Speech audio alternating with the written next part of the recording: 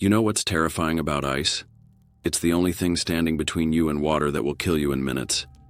And at night, when you're miles from shore, when the ice starts making sounds you've never heard before, you realize how thin that barrier really is, how fragile, how temporary.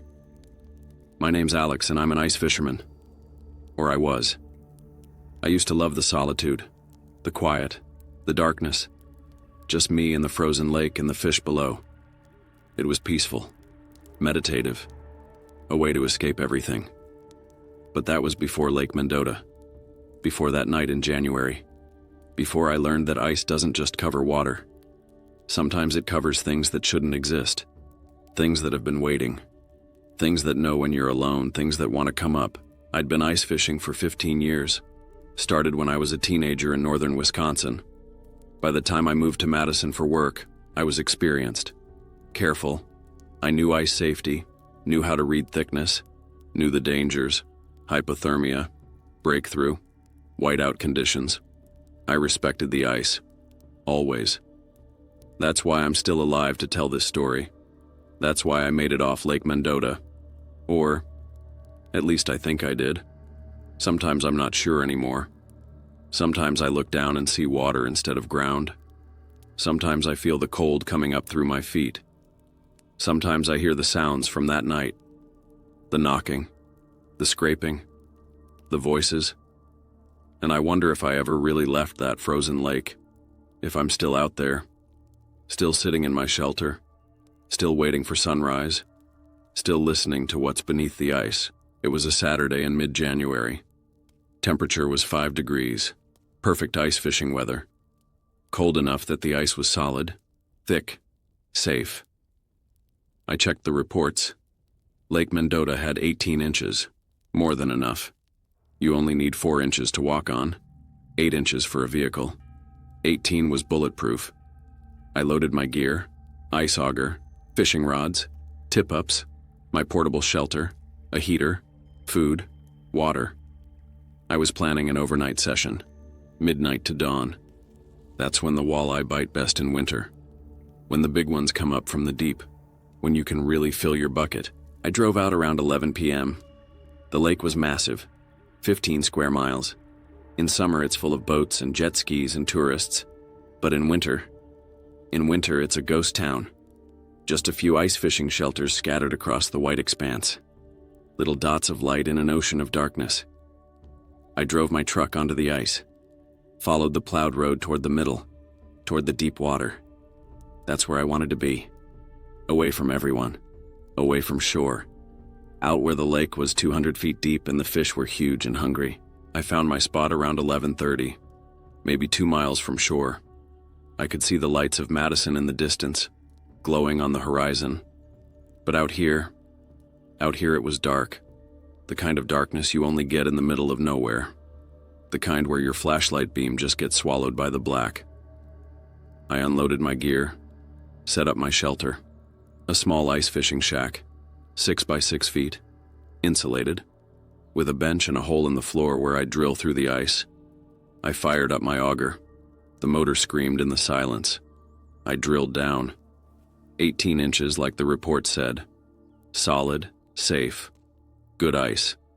The blade broke through into water. Black water. I couldn't see the bottom. Just infinite darkness below. I set up my lines, dropped my bait, minnows, glowing jigs, everything I needed. Then I settled in, turned on my heater. The shelter warmed up quickly, comfortable, cozy. I had my phone, my music, my thermos of coffee. This was perfect. This was exactly what I needed. Just me and the ice and the fish. Nothing to worry about, nothing to fear. The ice was thick. The weather was stable. I was experienced. I was safe. Or so I thought. The first weird thing happened around 12:30 a.m. I was watching my line, waiting for a bite. The water in the hole was perfectly still. Black glass. Then, bubbles. Rising from below. Lots of them. Like something was exhaling down there, releasing air. But that was normal, right? Fish. Decomposing vegetation. Gases trapped under the ice. It happens. The bubbles stopped after maybe 30 seconds. The water went still again. I went back to watching my line, waiting. Then I heard it. A sound from outside, from the ice. A groaning. Low. Deep. Resonant. Ice does that. It expands and contracts with temperature changes. Makes all kinds of sounds. Booms, cracks, groans. I'd heard it 1,000 times. This was normal. This was fine. But then, knocking. 3 knocks. Deliberate. Rhythmic. Coming from beneath me. From under the ice. Directly below my shelter. Knock. Knock. Knock. I froze. Fish don't knock. Ice doesn't knock. That sound was intentional. Like someone was down there, under the ice, under the water, rapping their knuckles against the underside, trying to get my attention, trying to communicate. I told myself it was debris, a log, floating, bumping against the ice.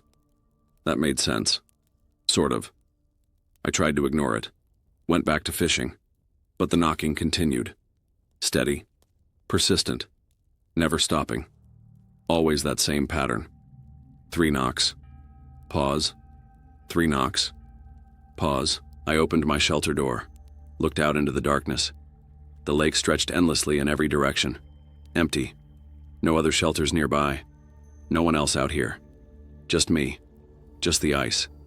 Just that sound. I walked around my shelter, shining my flashlight on the ice, looking for, I don't know what. Cracks, movement, anything that could explain the knocking. The ice looked perfect, smooth, solid, thick. No issues, no problems.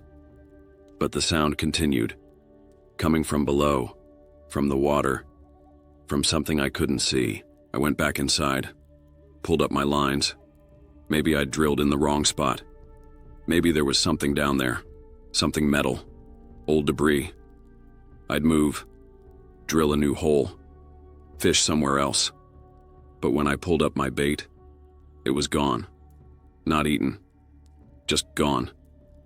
The hooks were bare, clean, like someone had carefully removed the minnows, unhooked them, taken them, without triggering the line, without creating any resistance. That was impossible. You can't remove bait from a hook underwater without the fisherman feeling it, without the line moving, without some indication. But my line had been still, motionless, and now the bait was gone. I rebaited, dropped the line again, watched it carefully. The bait descended, disappeared into the black water. I could see maybe 3 feet down before the darkness swallowed everything. I waited, watching. The line didn't move, didn't twitch, stayed perfectly vertical. Then, it went slack, completely slack, like something had cut it. I pulled up. The end of my line was melted. Not cut, not frayed, melted, like it had been touched by something incredibly hot, or incredibly cold, cold enough to make the line brittle, freeze it, snap it. But that didn't make sense. The water was cold, yes, but not that cold. Not cold enough to flash freeze fishing line. The knocking got louder, more insistent, faster. No longer 3 knocks. Now it was constant, a drumming, like dozens of hands pounding against the ice, all around me, surrounding my shelter. I could feel it through my feet, through the floor. Vibrations. The entire structure was shaking slightly. I grabbed my flashlight, ran outside, shined the light on the ice around my hole, and I saw cracks, spider web cracks, radiating from my fishing hole, growing, spreading. The ice was breaking, from below. Something was pushing up, trying to break through, trying to reach me. I ran for my truck, left everything, the shelter, the gear, all of it. I just needed to get to my vehicle, get off the ice, get to shore, get away from whatever was down there. But as I ran, I heard more sounds, all around me. The ice was breaking everywhere, not just at my spot, everywhere. Holes were opening, dark circles of water appearing across the white surface. Dozens of them. Hundreds. All in a perfect pattern. All surrounding me. All cutting off my escape routes. And from each hole, something was rising, breaking the surface. I couldn't see clearly. Just shapes. Dark shapes. Human-sized. Pulling themselves up onto the ice. Dozens of them. Emerging from the water. All facing me. All moving toward me. I changed direction, ran toward a gap in the circle, toward open ice, toward freedom. Behind me I could hear them. Wet footsteps. Dripping. Sloshing. Getting closer. I ran harder. My lungs burning in the cold air. My boots slipping on the ice. I could see my truck ahead. Maybe 50 yards. I could make it. I had to make it.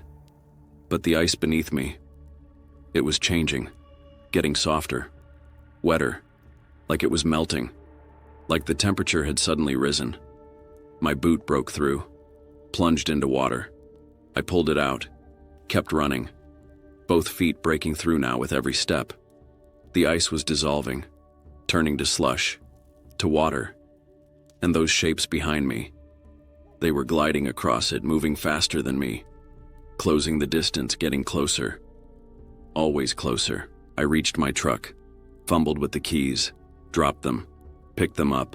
Got the door open. Jumped inside. Locked the doors. Started the engine. Threw it in reverse. The tires spun. Caught. The truck moved. I turned. Headed for shore. For the plowed road. For safety. In my mirrors I could see them. Standing where I'd been. Watching. Not following anymore. Just watching. Letting me go. Or had they ever been chasing me? Had they ever wanted to catch me, or were they just hurting me? Pushing me? Making sure I left? Making sure I knew what was down there? Making sure I'd never come back? I made it to shore. Drove straight home. I didn't report it. Didn't tell anyone. Who would believe me? The ice was thick. Solid. The forecast had been perfect. There was no reason for what I'd experienced. No explanation for the breaking ice, the holes, the shapes. The next day, I checked the news, checked social media, checked fishing reports. Nothing. No one else reported anything unusual on Lake Mendota. No other fishermen had problems. No ice issues, no safety concerns. Just another normal winter night. Just another quiet session on a frozen lake. Business as usual. But I know what I experienced. I know what's under that ice. And it's not just fish. It's not just water. There's something else down there. Something old. Something that lives in the deep. Something that doesn't like visitors. Doesn't like people drilling holes. Breaking the surface. Intruding on its space. And when you're alone, when you're far from shore, when you're sitting in the dark in a tiny shelter with just a hole between you and 200 feet of black water, it knows. It can feel you. It can reach you. It can knock. It can call. It can rise. I haven't been ice fishing since. Can't bring myself to go back. Can't stand on frozen water without feeling it beneath me. Without hearing that knocking. Without seeing those shapes in my peripheral vision. Sometimes I dream I'm still out there, still in my shelter, still watching that hole.